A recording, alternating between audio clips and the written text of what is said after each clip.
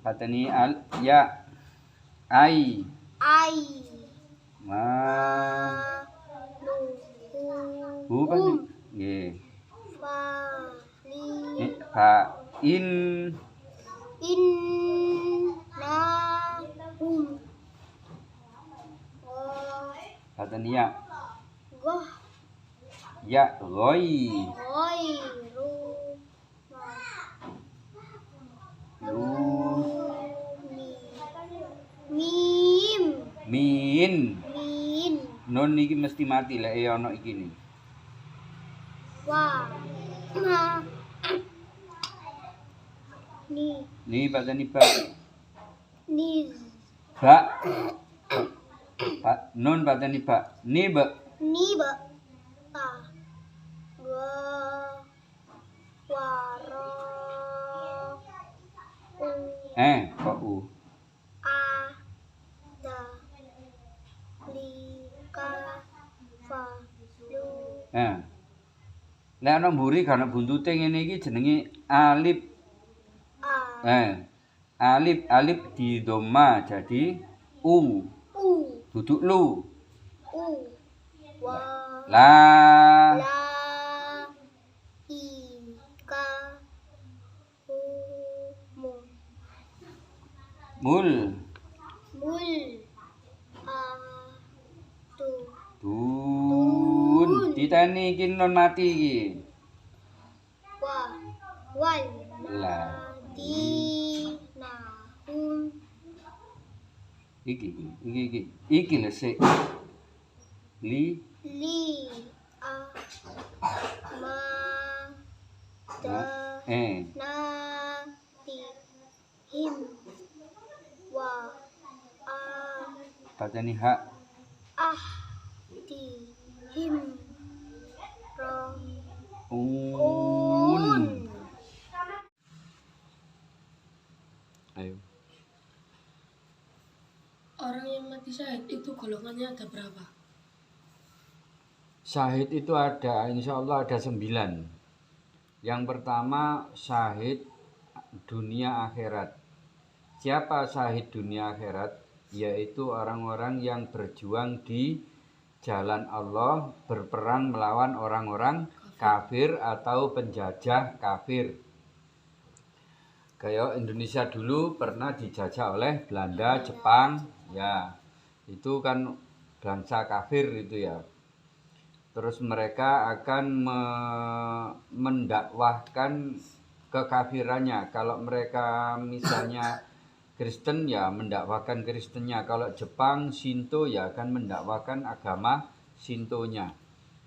Nah, kita tidak mau dijajah karena kita sudah beragama Islam. Akhirnya kita diwajibkan, itu wajib hukumnya berjuang, fardu ain. Cuma sesuai dengan bidang masing-masing, enggak semuanya harus angkat senjata. Nah, kan ada yang harus menjadi nurse atau perawat, ibu-ibu atau perempuan-perempuan itu menjadi perawat. Mungkin laki juga menjadi perawat, ada yang mungkin menjadi dokter atau tabib. Nah, begitu. Jadi kalau ada pasukan yang terluka itu ada yang mengobati, ada yang ngurusi. Gak kabeh maju perang akhirnya iya lek pas menang, lalu kalah. Malah iso mati kabeh kan sing ngurusi wong loro. Nah, seperti itu. Itu namanya. Terus ada yang ngurusi logistik atau makanan. Nah, persiapan makanan pencadangan makanan itu masih cukup apa enggak untuk sekian hari, untuk sekian pasukan. Nah, itu harus ada yang ngurusi. Semuanya itu sama-sama berjuang di jalan Allah. Nah, terus yang kedua, setelah berjuang di jalan Allah, kemudian wafat karena entah kena tembak atau kena panah atau kena sabetan pedang. Nah, itu kemudian meninggal, wafat, itu namanya syahid fi sabilillah. Namanya syahid dunia akhirat. Kalau orang seperti itu caranya dalam menguburkan boleh dikuburkan dalam satu lubang 5 orang, 6 orang, 10 orang dalam satu lubang boleh tanpa dimandikan. Nah, orang yang syahid dunia akhirat tanpa dimandikan. Terus bagaimana dengan pakaiannya? Kan katanya darah itu najis. Ya, justru ketika orang itu mati syahid, darahnya itu suci, nanti pakaian-pakaian yang terkena darah itu nanti akan menjadi saksi di hadapan Allah. Begitu. Darah yang keluar itu menjadi saksi juga di hadapan Allah. Seperti paman Nabi. Siapa iki? Hamzah. Paman Nabi Hamzah itu ada di Mekah, di Maklah, kuburan Maklah ya. Nah, di Uhud, bukan Maklah, di Uhud. Itu pernah kebanjiran Uhud itu. Pernah kebanjiran, terus akhirnya jasad dari paman Nabi Hamzah ini yang gugur di Uhud itu keluar jasadnya. Terus padahal sudah ribuan tahun. Jasad itu sik wudu. Itu orang mati syahid. Kenapa kok butuh? Padahal ribuan tahun. Terus darahnya itu masih ngalir. Darah yang dulu kena tusukan apa itu?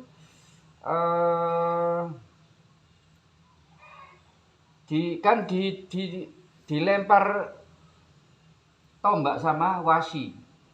Tapi Wasi akhirnya masuk Islam, membela Islam. Tapi waktu itu Wasi orang-orang budak hitam ya, yang menombak dadanya Hamzah, terkena langsung kena jantung, terus dicabut itunya apa tombaknya, kemudian dibedel,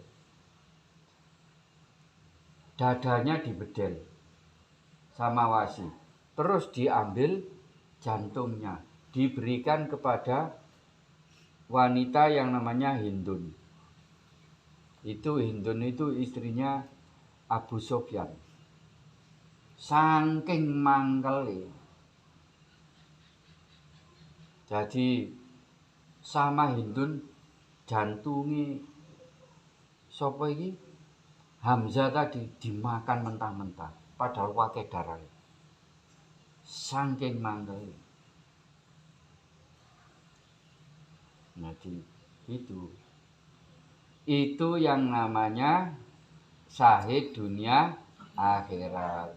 Mempertahankan agama, mempertahankan negara. Itu kemudian mati dalam medan perang, namanya syahid dunia akhirat. Kemudian masih ada lagi syahid ketika melahirkan. Melahirkan anak, ngeden, terus nggak kuat ngeden, akhirnya meninggal ibunya. Anak selamat, urip, ibuke sing meninggal. Nah itu ibu ini mati syahid dunia, namanya syahid dunia. Terus orang berangkat kerja, ketabrak mobil utawa kecelakaan, nah mati syahid. Tapi masih harus dilihat lagi. Kalau semuanya itu innama a'malu bin niat. Sesungguhnya setiap amal itu bergantung pada niat. Nah, kalau yang dimaksud mati syahid ini adalah yang membawa niat baik karena Allah. Kalau niatnya sudah belok, misalnya kerjanya nggak benar. Kerjanya mau maling, umbomo. Terus di tengah jalan ternyata ketabrak mobil. Nah, apa mati syahid? Mau nyopet, mau korupsi, kerjanya wis gak bener. Terus di tengah jalan kecelakaan mati. Apakah mati syahid? Ya tidak, karena dia sudah membawa niat yang jelek sejak awal begitu. Gugur syahidnya. Orang yang sakit perut kemudian mati di atas ranjang, lah itu juga mati syahid. Oh, kena bencana alam, kena angin atau ono angin puting beliung, katut mumbul, moro diuncalno nang ngene apa nang pas lu diuncalno lugur kena watu umpama langsung mati. Diuncalno angin ya. Terus matilah itu juga mati syahid. Terus kena longsor, banjir, kena bencana alam itu matinya juga syahid. Tapi ya itu kembali lagi kepada niat. Kalau niatnya saat itu baik, maka terhitung mati syahid. Tapi kalau niatnya itu jelek, ya tadi misalnya ada orang mau pergi main judi, umpama ya mau main judi, di tengah jalan moro kendaraan nih kelongsoran tebing, kan ono ngene video ya gitu ya, kelongsoran tebing langsung kependem mati, akhirnya diceker-ceker ambil tim SAR dan sebagainya dengan warga setempat mati. Lah tujuannya mau apa? Judi. Ya wis gak mati syahid lek. Tergantung pada niat lagi. Yo. Hukum mengerjakan zakat. Zakat itu hukumnya wajib bagi yang mampu dan sudah satu nisab. Satu haul satu nisab. Kalau hukumnya wajib, tapi bagi yang mampu satu nisab dan satu haul. Satu haul itu apa? 1 tahun. Satu nisab itu berapa? Satu ukuran. Lah ukuran zakat itu berapa? Itu sama dengan kalau diukur emas ya. Kalau misalnya Miko punya emas simpanan seberat 1 on. 1 on itu ya 194 gram. Ya berarti gak sampai 1 on. Nah itu sudah wajib dizakati. Zakatnya 2,5%. Taruhlah sekarang emas harganya 500.000 kali 94 kira-kira 41 juta. Nah begitu. Terus kalau punya uang senilai 41 juta itu juga dizakati. Tapi uang simpanan maksudnya ya. Terus kalau misalnya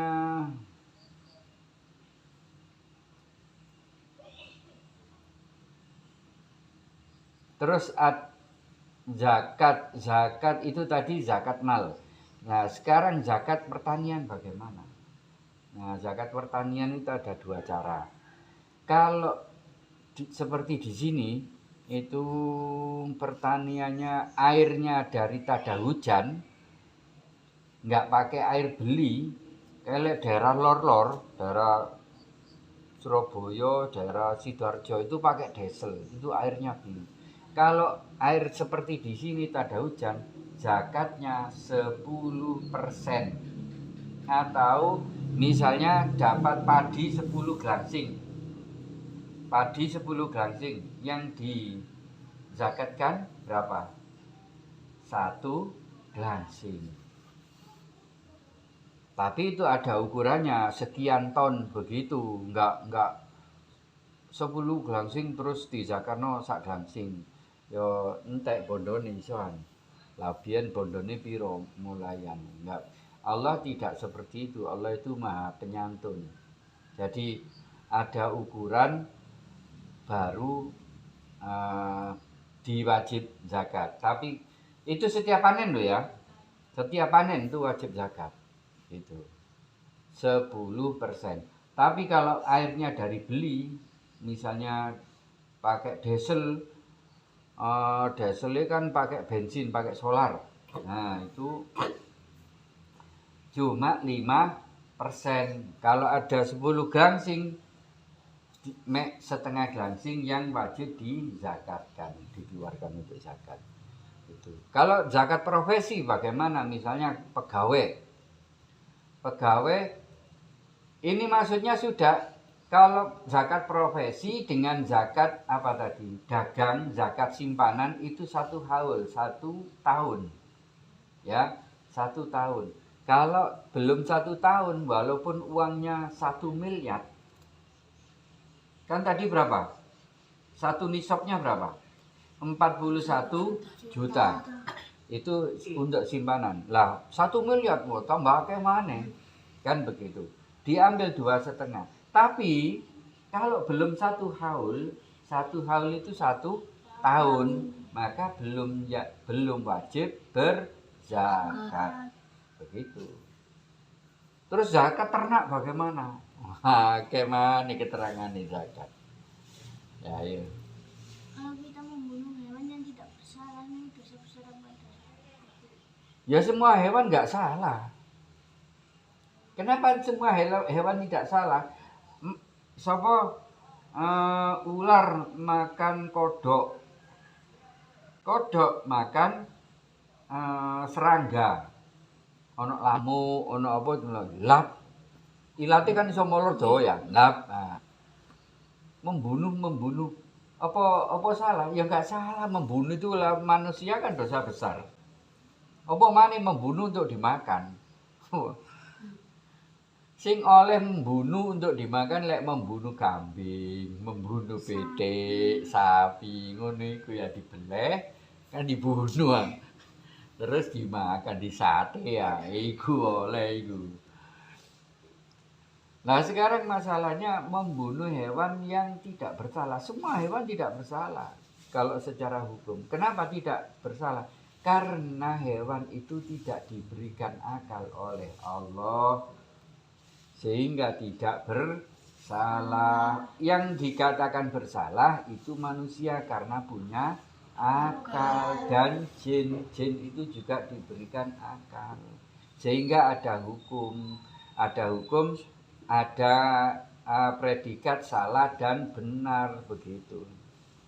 Lah, terus membunuh hewan yang tidak bersalah atau membunuh hewan gitu aja, itu bagaimana? Ada 2 caranya. Tadi apa? Kita sepakat bahwa semua hewan tidak bersalah. Bagaimana dengan nyamuk yang gigit kamu? Ya, menurut kamu barangkali salah, ya kan? Wah, aku enak-enak kate turu kok dicokoti sampai gak iso turu, kan gitu ya. Menurut kamu salah. Tapi bagi hukum perhewanan, berperi kehewanan itu tidak bersalah. Lah ini nyamuk makanannya apa? Darah. Memang begitu, dibuat begitu oleh Allah. Tapi tetap tidak bersalah. Nah terus bagaimana kita menyikapi atau membunuh? Ada 2 alasan. Ada hewan-hewan yang diperbolehkan, bahkan yang disuruh dibunuh oleh Kanjeng Nabi. Siapa hewan-hewan yang disuruh membunuh? Yaitu hewan-hewan yang merugikan manusia. Apa saja? Ya apa ae sing merugikan manusia. Ular yang merugikan manusia, membahayakan manusia, nah boleh dibunuh. Terus kalau jengking, terus apa lagi? Ya kalau merugikan, misalnya ngepeki ngiping iku lho, biyen krungu wong-wong ya jagung dikeroyok ambek gedhe sak akeh bedhese gak siji loro, iso puluhan barang nyeluk kancane. Jadi jagung sak Tegal iso entekno bedhes. Nah, lek wis ngono boleh kamu tembakin. Itu. Boleh. Atau pakai anjing pelacak. Di anjing pemburu. Moro diwedel-edel ambek anjinge. Nah, atau diusir ambek anjinge. Hau hau hau. Ngono ya. Itu. Nah, kalau seperti itu memang disuruh oleh Rasulullah. Hewan-hewan yang merugikan. Nyamuk boleh dibunuh.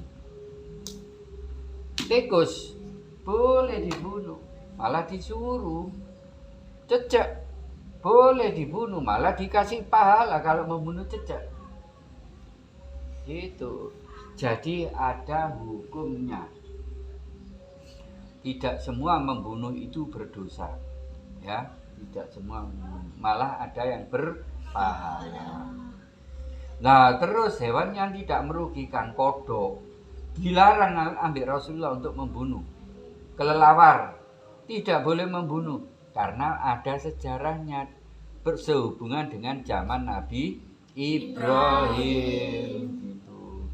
Kodok, kelelawar, burung itu membantu Nabi Ibrahim memadamkan api, tapi yo nggak berarti nggak iso padam.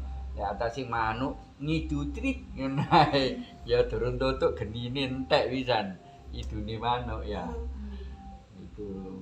Tapi tetap karena itu merupakan menjadikan Allah itu ridho kepada burung, kepada katak dan kepada apa? Kelelawar, maka itu oleh Rasulullah dilarang untuk dibunuh. Dan tidak merugikan manusia, kadang malah menguntungkan kelelawar itu. Ndudun lho wis mateng jambune ya. Gak diondo ya dikerokoti ambek kelelawar itu. Terus yang kenapa cicak? Yaitu cicak itu nyebul-nyebul geni. Padahal toko kadoan, cicak cuwilik ngono masih nyebul yo gak tutuk nang kayune, gak tutuk nang genine, kobong dhisik cicake. Tapi itu membuat Allah murka. Perbuatan cecek itu membuat Allah murka, sehingga disunahkan kalau ketemu atau ada kamu lihat cicak di dinding hinggap merayap, akhirnya disunahkan untuk dibunuh. 1 kali pukulan ada pahalanya, 1 kali lagi ada pahalanya. Jadi lek gepuk cecek ojo pisan langsung mati. Sampai ping 3 kayak mati. Itu boleh 3 kali dapat pahala. Gitu. Bukan penyiksaan. Itu bukan penyiksaan. Kenapa? Ya karena itu memang Allah sedang marah kepada bangsa cicak. Gitu. Jadi hukum membunuh hewan itu tetap ada 2. Ya, ada yang diperintah, ada yang dilarang. Gitu. Nah, terus ada yang diperbolehkan. Diperbolehkan itu yang bagaimana, seperti hewan ternak. Kambing, sapi, kerbau, nah itu boleh. Ayam, bebek, itu angga, angsa kok angga. Ayo udah. Apa saja pertanyaan dari malaikat mungkar nakir? Ada 6 pertanyaan malaikat mungkar nakir. Yang pertama, man rabbuka? Siapa Tuhanmu? Wa man kiblatuka? Wa ma kiblatuka? Apa pedomanmu? Wa man nabiyuka? Wa ma imamuka? Waman abuka? Siapa abuka? Abuka itu apa? Abu itu apa? Abuka itu bapakmu. Nah, siapa bapakmu? Tutu, jawabannya Nabi Ibrahim. Karena Nabi Ibrahim sebagai bapak tauhid. Gitu. Kalau Nabi Adam bapak manusia. Nah, yang dijawab ini adalah bapak tauhid, yaitu Nabi Ibrahim. Kemudian pertanyaannya, man huwa. Nah, nanti ada laki-laki yang di samping kamu. Itu adalah Rasulullah.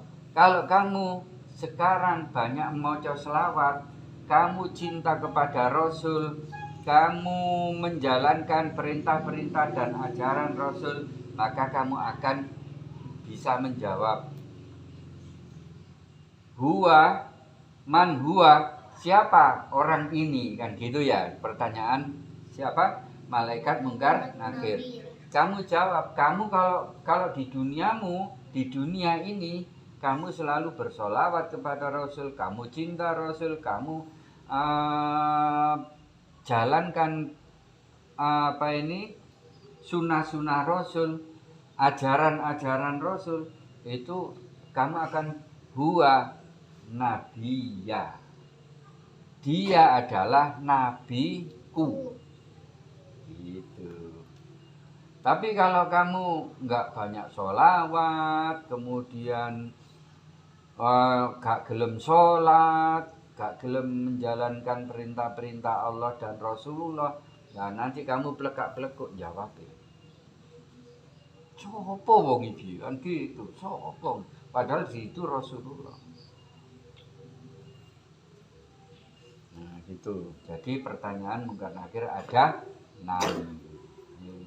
Kita dikasih uang haram di bulan Ramadan itu, kalau kita baca suratnya itu menjadi halal. Ini uang haram ya. Ini pertanyaan berat ya jadi. Ya pertanyaannya ini gampang. Si repot jawabannya. Soal itu kan gampang ya. Jawabannya sing repot, kan jawab kadang-kadang ngerpek barang ya.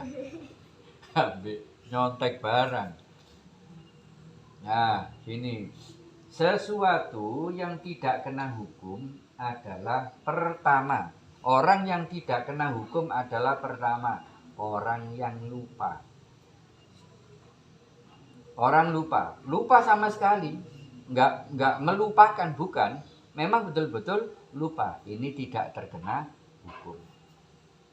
Terus orang yang belum balik, itu tidak terkena hukum. Belum balik ke durung balik apa? Wis.